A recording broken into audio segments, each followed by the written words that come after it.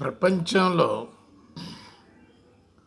మన ఇండియాకు ఉన్నటువంటి పేరు ప్రతిష్టలు ఒక రకంగా ఒక పేరుతోటే ఎక్కువగా ఉన్నాయి. ఏం పేరంటే సెక్యులర్ కంట్రీ.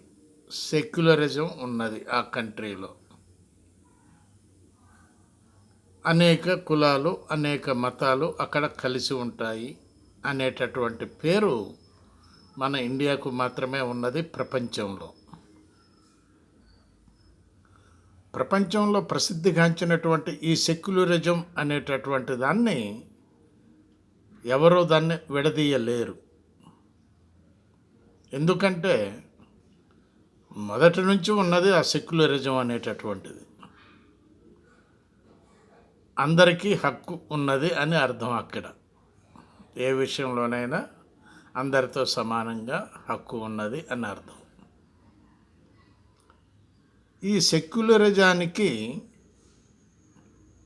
దీనిని చూసి ఇతర దేశాల వాళ్ళు ఏ విషయంలోనైనా సరే సెక్యులరిజం కంట్రీ అనేటటువంటి దాన్ని గుర్తుపెట్టుకొనే మాట్లాడతారు.